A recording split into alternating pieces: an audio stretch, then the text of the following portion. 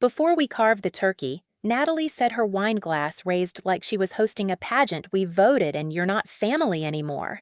Cheering erupted. My cousin Laura clapped like it was a concert. Uncle Mitch toasted with his Merlot. Even my mother, my own mother, laughed and said, "Well, someone had to say it." I sat there, the stuffing on my plate gone cold, my blood hot. My dad didn't meet my eyes, just muttered into his beer. "It's probably for the best." I pushed my chair back slowly, the legs scraping across the hardwood. "Wow," I said softly. "You actually rehearsed this." Natalie smirked. "You've been toxic for years. We're just done pretending." "Good," I whispered, reaching into my bag. I placed a thick folder in the center of the table. The sound thunk cut through their laughter. "What is that?" Natalie sneered. I leaned back in my chair, folded my arms. "Why don't you find out?" She ripped it open with that smug little grin she always wore when she thought she was winning, but by the second page, the color drained. By the third, her smile was gone. And then she screamed. Joel grabbed the folder from her hands, his jaw dropping as he read. "Danielle, is this—" "It's all real," I said, standing slowly. "Every receipt, every screenshot, every truth you thought I'd swallow forever." The room fell silent. Even the turkey knife stopped mid-cut in my uncle's hand. I turned toward the door. It wasn't always open hatred. That's the cruel part. Things didn't start with a declaration that I was disposable. It started quieter in small humiliations they thought I wouldn't notice, and in debts they believed I'd never keep count of. When I was 14, Natalie had thrown a party I wasn't even invited to. The music rattled the windows, red Solo cups littered the lawn, and neighbors called the cops. She swore to our parents it had been my idea. She said it with that syrupy voice she always used when she wanted something sweet on the surface, poison underneath. Danielle said it'd be fun. She told me it was okay. I remember Mom's glare, Dad's disappointment, and the 2 weeks I spent grounded for a party I didn't attend. "Natalie." She got a pat on the back and a warning not to be so easily influenced. That's how it worked in our house. She played the star, I played the scapegoat. I thought if I kept my head down, worked hard, maybe one day they'd see me. So at 19, I moved out barely enough money to cover rent working nights at a diner and days tutoring kids in math. I came home to an empty apartment, my textbooks spread on the floor, my dinner a packet of instant noodles, and I told myself one day they'll be proud. I carried that thought like a secret flame. But pride never came. What did come were requests. First, small dad needs dental surgery? Honey, can you help? Then bigger your cousin's tuition didn't come through. Can you spot her just this once? I told myself it was family, that this was love in action. Every transfer I made was like buying my way into belonging. Over the years, I became their quiet solution. When the heat bill was overdue, they called me. When Mom's credit cards maxed out, they called me. When Natalie and Joel's car broke down, they called me. And when her son needed therapy insurance wouldn't cover, of course, she called me. And I always said yes. Not because I didn't notice the pattern, but because saying no would make me the villain. And maybe I still clung to the idea that one day they'd call me for me, not my bank account. The jokes stung most. At family dinners, Uncle Mitch would grin and say, "Danielle's the family accountant." The table would laugh and I'd force a smile. Mom would hand me the cranberry sauce and mutter, "Well, it's easy for her. She has no kids, no real responsibilities." Dad would nod like it was true.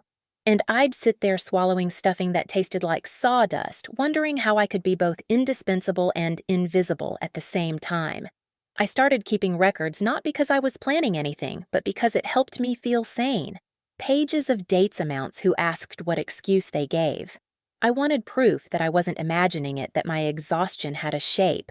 Over 5 years, the numbers told a story louder than words ever did. Nearly $78,000 drained from my accounts into theirs. $8,000 for Joel's rehab. $2,300 for Natalie's emergency dental work that turned out to be elective veneers. $2,500 for Dad's back surgery. $12,000 for Mom's credit card debt. $6,000 for Laura's college move-in costs. $40,500 for a family emergency that turned out to be a Cabo vacation, and those are just the ones I documented. That folder was more than paper, it was years of my life bled out quietly while they toasted Natalie as the golden child. The worst part wasn't even the money, it was the way they diminished me every time I handed it over. "Thanks, Danny," Natalie would chirp, "you're a lifesaver." But the look in her eyes wasn't gratitude, it was entitlement, like I'd simply fulfilled my duty. "You don't understand real stress," she told me once, wine in her hand, Joel smirking beside her. "You don't have a husband or kids or anyone relying on you." The irony almost made me choke. Everyone relied on me, but not one of them saw it as love. They saw it as inventory. Sometimes I caught myself staring at the cracked photo frame on my nightstand, the one from when we were little Dad's arm around both of us at the lake. The glass had broken years ago in a jagged line cutting across Natalie's smile. I never replaced it. That crack felt truer than the picture itself. Looking back, I realize I trained them to treat me this way. I said yes, every time, even when it hollowed me out. I laughed off the barbs, stayed quiet during the dismissals, carried their burdens until my back ached and my own dreams gathered dust. I told myself it was family, that family was worth the sacrifice. But family is supposed to hold you too, not just take until you vanish. So by the time Natalie stood up at Thanksgiving and announced I wasn't family anymore, it wasn't the betrayal that shocked me. It was the honesty. For once, they weren't pretending. And in a twisted way, I was relieved. The shift didn't arrive with thunder. It arrived like a click you hear only because the house is finally quiet. I was washing a mug in the sink, steam fogging the window dog collar, chiming in the next room, when my phone buzzed with a bubble of cheerful punctuation that already felt rehearsed. "Natalie." "Hey, sis, quick favor. Natalie, Joel, and I are opening a wellness cafe. Need a co-signer for the loan, just for a few months. You're the responsible one. 3. I stared at the hearts until they looked like smudges. I could smell the dish soap, that fake citrus that always promises clean and never delivers it.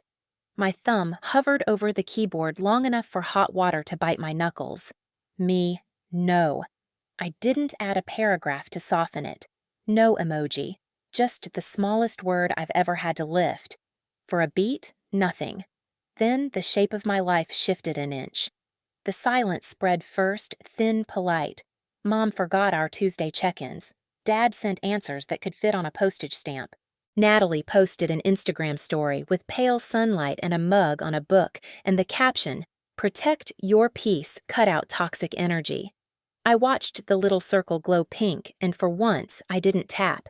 I set the phone face down and listened to my apartment breathe radiator, ticking the refrigerator, whispering like a conspirator, my own heart meeting the moment like a metronome. That night, I pulled out the shoebox where I kept my records. It wasn't a shrine to bitterness. It was the opposite order against chaos. Bank transfers, emails, screenshots. I spread them across the table the way some people spread tarot cards, looking for the pattern that had been reading me for years. The numbers blinked back like streetlights. $8,000 rehab, $2,300 veneers disguised as emergency, $12,000 credit card fire I was supposed to be grateful to carry water to, $4,500 family emergency that turned out to be Cabo seen through Laura's geotag. I traced ink with the side of my hand and felt the fine powder of old toner. The paper edges nicked my fingers in 3 places, thin stings that felt truer than anything anyone had called me lately. The next morning, I brewed coffee deliberately, grounds blooming, kettle hissing, and opened my laptop. Not to drag anyone, not to curate revenge, to see. I searched messages I'd archived instead of answered Mom's. "You know we'd do it for you," they wouldn't. Dad's, "It's just a bridge loan," to where Natalie's $2,000 is nothing to you to whom. And then, the ones I hadn't planned on finding Natalie in a private thread, I somehow still had access to Danielle's "a cash cow with no spine." Words that felt like they'd been living under my ribcage rent-free, explaining why breathing had started to hurt. I printed everything. The old laser hummed the room, filling with that warm plastic smell I always associate with new starts. I sorted by category medical debt emergencies, things I wasn't supposed to see, and slid each stack into clear sleeves.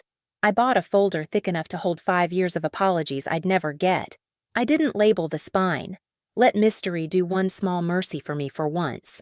Around me, their freeze hardened. The family group chat went suspiciously quiet, then came back to life without me. Photos from Sunday lunch surfaced Natalie at the center of every frame, my mother's hand on her shoulder, like a crown that never slips. Dad texted me a single busy when I asked about his x-ray as if my concern were another bill he didn't want to see. My name got trimmed from the edges of conversations like a hangnail. It's funny how exclusion chooses plain tools. Somewhere in that hush, the crack inside me stopped being a wound and started being a door. I took the cracked photo frame from my nightstand, the one of us at the lake Dad's arm. Natalie's smile split by broken glass, and set it on the kitchen table beside the folder. The fracture cut through her face like a fault line. I traced it with my thumbnail until the hour softened, until the urge to glue it back together finally receded.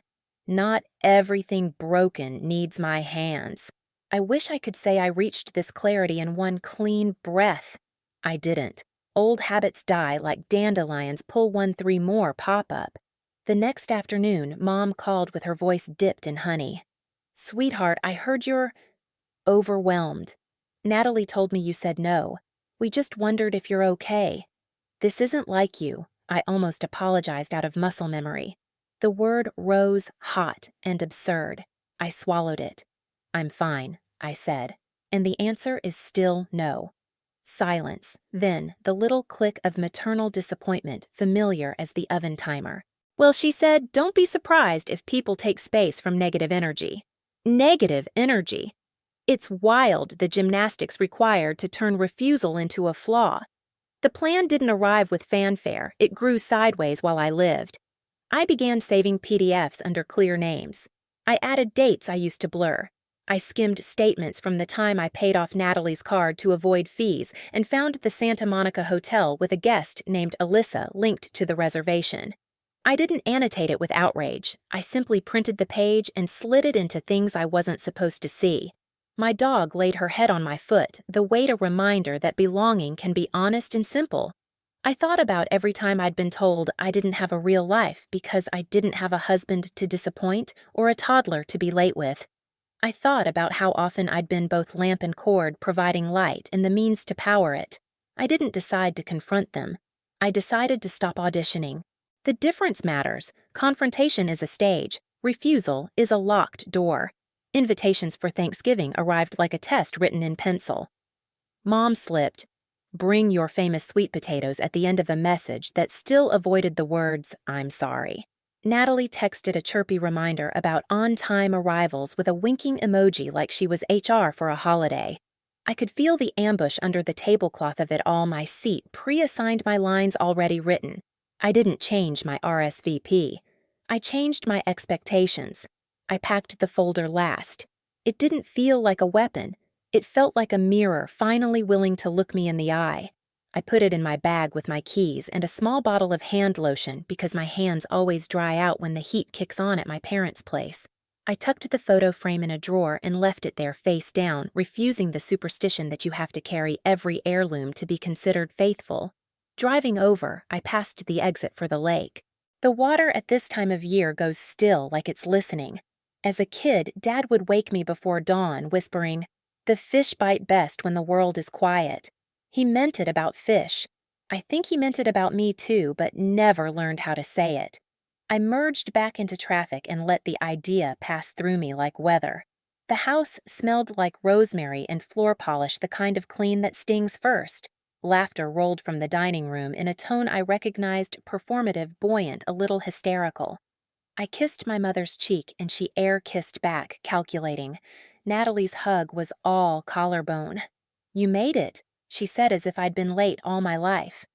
I set the sweet potatoes on the counter, slid my bag with the folder under my chair, and felt my pulse slow to something almost ceremonial. I told myself a simple thing. You will not bargain for your own dignity at this table. If there's a vote, let them number their hands. If there's a stage, let them perform. Your role is exit, not explanation. The plan fit in my chest like a secret shelf finally put to use. Somewhere between the salad and the way Mom forgot to place a wine glass at my setting. "Oh, you're not much of a drinker, are you?" I realized I wasn't waiting to be rescued from this family anymore. I was waiting to rescue myself. The difference tasted like the first sip of water after a long run, startling clean pure. When Natalie stood to speak when her voice gathered the room the way it always does, I rested my hand on the folder just to feel its weight. Not to brace for impact, to confirm I wasn't empty-handed anymore. I had proof of a history they kept rewriting. I had a no. I'd practiced until it didn't tremble. I had a door already cracked open in my mind, a path already walked by my feet in memory chairback hardwood song, the quiet outside like a benediction. Breaking isn't always the sound of something shattering. Sometimes it's the sound of a latch settling the hush of a room after a decision finally clicks into place. Sitting at that table napkin folded once across my lap, I felt the click, and I understood they'd mistake it for coldness, because they've never known warmth that didn't cost someone. I didn't plan to win. I planned to leave whole. Silence is a funny thing. Most people think it means nothing is happening. In my world, silence meant everything was happening, just not where they could see it. After Thanksgiving, while they laughed at their own cruelty, I spent my evenings drafting something stronger than comebacks, a new life without them. The first step was paperwork. Dry, boring paperwork. The kind no one in my family ever bothered to learn because they always had me to figure it out. I logged into the attorney's portal and revoked every signature I'd ever given them power of attorney emergency contacts medical proxies. Little lines of legal text that had chained me to their chaos for years. As the forms loaded, the blue cursor blinked at me like it was daring me to finally do it. I typed my name, steady deliberate, the way you hold a match to kindling and watch flame take. Click, submit. Just like that, they lost access to me in every way that mattered. Next, I called the bank. I asked them to freeze any joint account still carrying my name, even the dusty old savings account Mom insisted we keep for family emergencies. Emergencies always meant someone else's vacation, someone else's lie.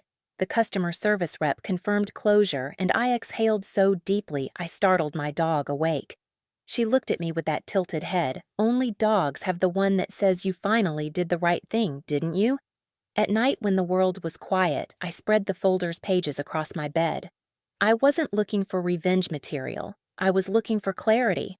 Each bank transfer was a breadcrumb, each screenshot a shard of a mirror I'd refused to look into. The picture assembled itself. I had been the silent infrastructure of this family. Not celebrated, not cherished, just used. They built their lives on my invisible scaffolding, then had the audacity to call me toxic the one time I refused. I sorted everything into sections with labels in black ink: medical, $1, $500 for Dad's surgery, $8,000 for Joel's rehab. Debt, $12,000 to Mom's credit card's interest, already gnawing at the edges. Emergencies, $4,500 for Cabo, $2,300 veneers disguised as urgent dental. Mockery. Screenshots of texts where Natalie called me a cash cow with no spine. I slid each pile into sheet protectors, the plastic whispering as I sealed them. It wasn't anger I felt. It was relief, like I had finally placed weights on a scale that had been tipping against me since childhood. And then I added the Santa Monica receipt. Joel's credit card, 3 nights, a guest named Alyssa. I tucked it in under things they never expected me to see. I didn't gloat. I didn't even smile. I just whispered, not my burden anymore. It wasn't just money I reclaimed. I changed my emergency contacts at work, deleting my parents' numbers and replacing them with my best friend from college. I rewrote passwords they once pressured me to share. I pulled my cracked childhood photo from the nightstand, the one where Natalie's smile is split by the line of broken glass, and slid it into a box in the closet. It felt like burying an artifact from a civilization I no longer belonged to. The strangest part, my body noticed before my mind did. I started sleeping through the night, no jolts awake at 2 a.m., waiting for the next urgent text. My appetite came back. Food tasted like food again, not fuel to get me to the next crisis. Even coffee tasted different, warmer, sharper, no longer diluted with resentment. Meanwhile, their campaign continued in the shadows. The group chat buzzed without me. Photos of dinners, Natalie's children grinning with syrup-smeared faces, captions about family first. Mom sent a carefully worded voicemail. "Sweetheart, you're still our daughter, but this attitude isn't you." "Come back to the table, let's move on." Dad texted. We all said things in anger. "Don't make it worse." Not one of them said we're sorry. Not one of them asked what I felt, only what I could still provide. I didn't answer. Not yet. Instead, I built rituals of my own. Morning runs where the cold air burned my lungs in a way that felt clean. Long showers where I let myself cry, not because I missed them, but because grief still needed space, even when you know you're better off. Therapy appointments where I said words I'd never admitted aloud. I was never their daughter. I was their resource. The therapist didn't flinch. She just nodded and said, "And now you're free to redefine both." Freedom wasn't fireworks. It was paperwork. It was silence. It was the folder under my arm at Thanksgiving, heavier than any casserole dish, pulsing like a heartbeat I finally claimed as my own. I knew they'd come for me. Calls, guilt manipulation, maybe even threats. That's how people act when their supply is cut off. But for once, I wasn't afraid, because I wasn't waiting to win them back anymore. I was waiting for them to see themselves in the mirror I'd built page by page, and when they did, I knew it wouldn't be me screaming. Silence lasted 3 days. 3 whole days after Thanksgiving, where my phone sat face down on the counter, blank and blessed. For the first time in years, no one needed saving. I fed my dog in the morning, laced my sneakers for a run, and brewed coffee slow enough to watch the steam curl like a ribbon. I thought maybe, just maybe, they'd keep their distance. On the 4th day, the messages began. First, Mom, a missed call, then another, then a voicemail, her voice thin and trembling. "Danielle, sweetheart, we were angry. We didn't mean half of it, but we're still your family. Please call me back." I didn't. Then Natalie. She didn't bother with apologies. She texted like a dagger dipped in sugar. "You don't even realize what you've done. Joel's filing for divorce. Are you happy? Something is really wrong with you." I stared at her words until the screen dimmed. My thumb itched to respond to defend myself, but I set the phone down. If Natalie wanted a reaction, she'd have to scream into her own echo chamber. Dad came next. "You went too far. We all said things we regret, but what you did was nuclear. Your mother is a wreck. Fix this. Fix this." The phrase struck me harder than any insult. All my life I'd been their fixer, their quiet janitor mopping up blood and broken promises. But this wasn't a mess. This was truth. And truth doesn't get fixed. By the end of the week, the escalation began. A strange number called while I was at work. I picked up out of habit. A man introduced himself. "I'm Mark, calling on behalf of your father." He explained Dad said I was the primary executive of the family trust, and they just needed options. My stomach dropped. "That role was revoked months ago," I said flatly. "Finalized by the attorney." Silence hummed through the receiver before he stammered, "Oh, I see." I hung up. That night I changed the locks on my apartment. Not because I thought they'd show up, but because I wanted to sleep without the phantom fear that they could. While they scrambled, I built peace. Therapy sessions where my voice didn't shake. Early morning runs where frost painted the grass silver. Grocery trips where I lingered over fruit like I had time. Simple things, ordinary things, but they felt radical. Because they were mine. And then the letters started. The first envelope came in January, my mother's handwriting curling across it like she dipped the pen in guilt. 3 pages long. Page 1 was regret. "We said things in anger. You've always been the strong one." Page 2 shifted to guilt. "Your father's health isn't good. Natalie's alone now. Poor Ellie keeps asking for her aunt." And page 3, the real ask: "We're selling the house, but we're underwater on the mortgage. Just a little help to get through this, and we'll never ask again." I sat at my kitchen table letter, trembling in my hands, and let myself feel every pull, the duty, the ache, the reflex to fix. Then I folded the pages, slid them back into the envelope, and dropped it straight into the trash. Because it wasn't about Ellie. It wasn't about health. It wasn't even about the house. It was about access. Always access. Meanwhile, unexpected voices slipped through the cracks. Cousin Laura, yes, the same one who clapped when they voted me out, sent a text: "I didn't know you paid for my tuition. I'm sorry."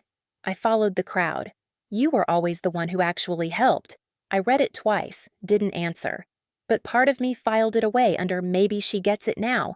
Joel, of all people, emailed me. I filed the divorce papers. Everything in that folder checked out. She lied, cheated, manipulated. Not just you, me too. You did the right thing. I should have left sooner. I wasn't expecting that. It didn't make me happy, just strangely validated, like my folder had detonated more than one facade. But my parents, Natalie, they doubled down. By February, another envelope arrived, handwritten again. My mother's voice this time sharper. "We are still your blood. Enough is enough. Help us." I held the letter over the trash bin and thought about the cracked photo frame tucked in my closet, the glass slicing Natalie's smile in two.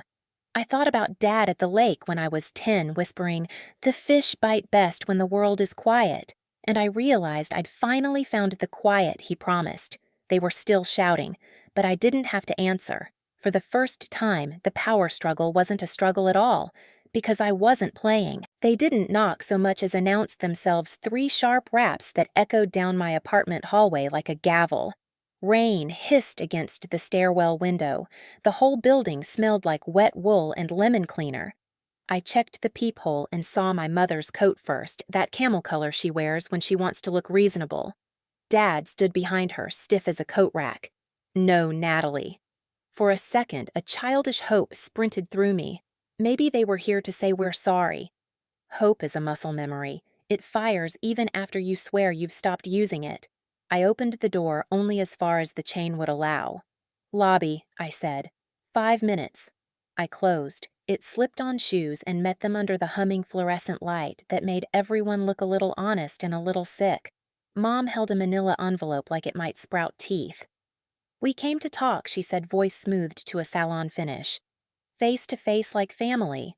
"We tried that," I said.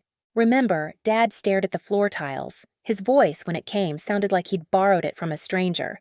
"Your mother's had a hard time. You know how she is." I thought about answering with every little how I knew. How her love dissolved under heat. How she sharpened guilt into needles and called it embroidery. But I let the thought pass through me like a draft. "What do you want?" Mom flinched as if the directness had weight. She extended the envelope. "We're selling the house. The bank is uncooperative. We need a bridge." She swallowed. "Not a gift, a loan. Will..." She edited herself mid-sentence like she always did when truth threatened to leak. "We'll try." Try. Such a generous word for people who never had to. "I read your letters," I said. All 3 pages, twice. I tapped the envelope. "Did you bring an apology or just a request, Danielle?" she said, soft and wounded. "We're still your family."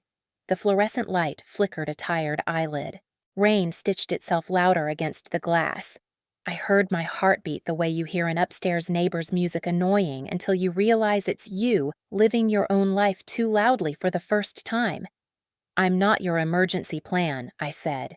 Something cracked. Not glass, not bone. Just the fiction we'd all agreed to live in.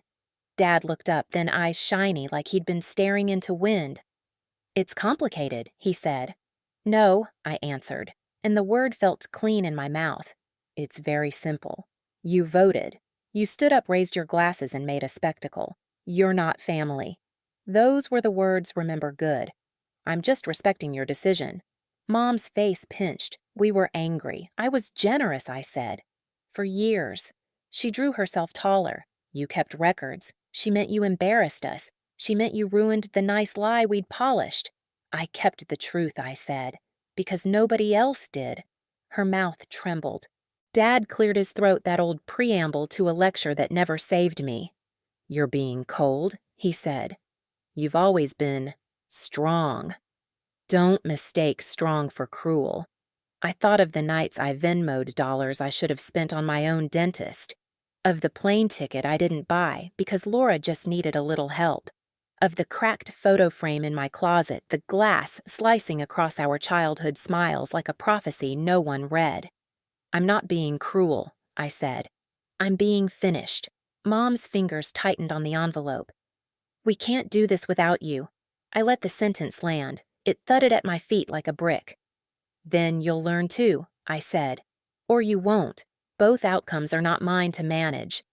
She looked to Dad for backup. He reached, found only air. In that pause, I recognized a man who had always opted for weather over action, who had watched the storm and called it inevitable. I loved him anyway, but love isn't a credit line.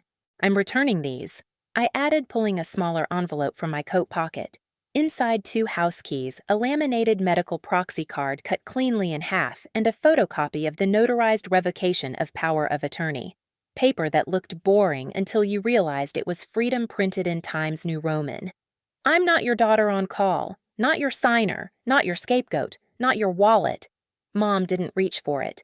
She blinked like a camera trying to refocus.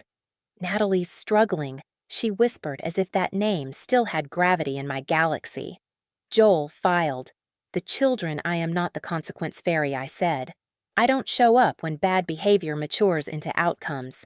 From outside, a siren Dopplered past and the lobby light steadied. Somewhere above us, a neighbor laughed. Life went on indifferent and whole. Please, Mom said, a last card revealed. Do it for your father. Do it for the family. There, it was the linchpin of our house. Do it for the story about us. I stepped back, felt the cool metal of the security door against my spine. Family isn't the people who vote on your worth, I said. Family is the people who don't make you pay tolls to cross back over a bridge they burned. She exhaled a sound that was almost a sob. Dad's shoulders collapsed an inch like a tent giving up its shape. I opened the security door and held it, a gesture that felt ceremonial. I'm leaving now, I said. You can keep the big envelope. I won't be reading it. I set my small envelope on the ledge in case they wanted the artifacts of my former role. And if you come here again, I won't answer the door. Mom's face hardened the way clay does when you stop adding water. After everything we did for you, I nearly laughed. The lobby light hummed, patient. You raised me, I said. I returned the favor longer than most children do. That ledger is closed. I pushed the door and stepped into the rain. It met my cheeks cool and impersonal, no gentler for my courage, no crueler for their need. That felt right. The world doesn't owe a soft landing to truth.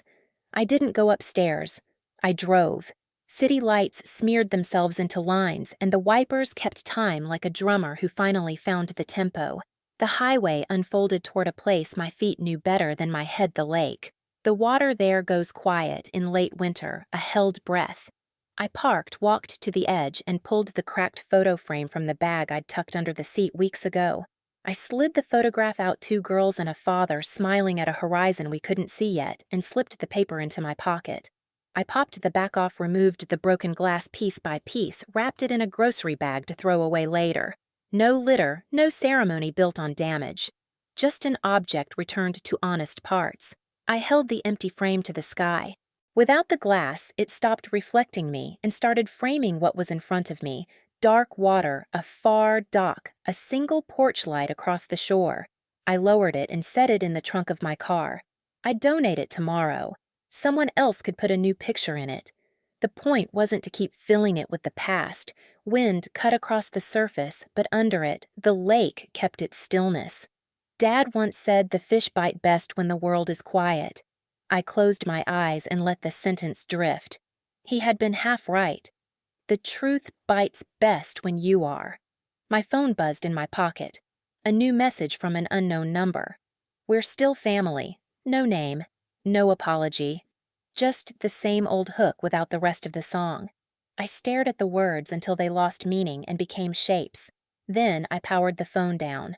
On the drive home, the car felt different, not lighter exactly, but truer to its own weight. In the rear view, the city stacked itself back into buildings I didn't owe streets I could take or leave. I reached the lobby and found the manila envelope gone from the ledge. Fine. Let them hold onto paper like it might turn into a rope. In my apartment, the air was warm and honest. My dog thumped her tail once as if to register the weather inside me had changed.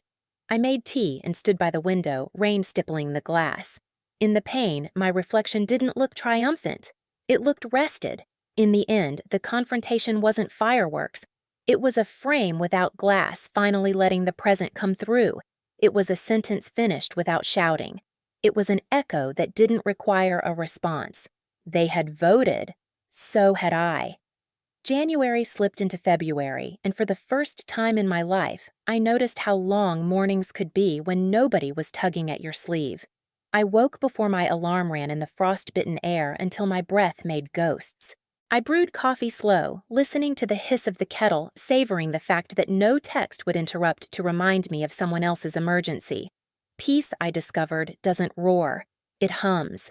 It's the sound of your own keys jingling on your own ring. It's locking the door behind you and knowing no one else has a copy. I found myself doing things I'd put off for years. Dentist appointments, checkups, therapy that wasn't about how to save everyone else, but how to finally sit with myself.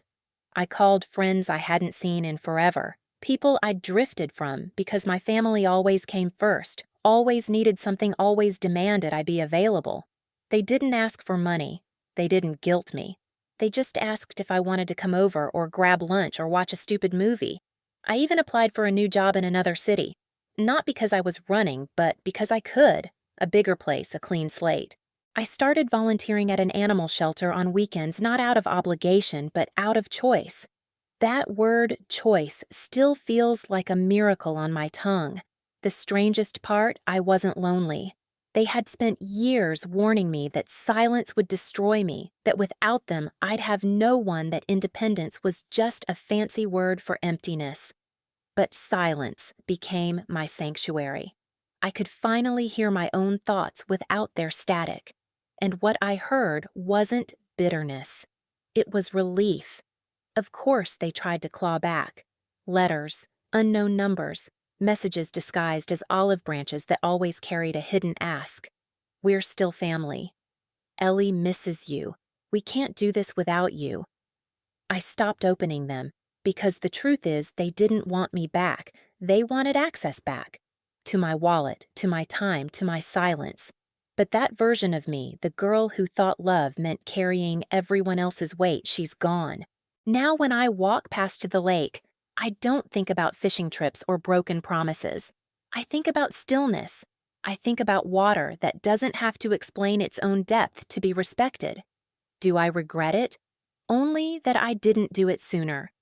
And maybe that's the real ending, not revenge, not some grand reconciliation, but the simple, radical act of living without permission.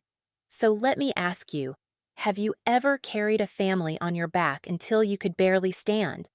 And if you finally put them down, what did you learn when you could finally breathe?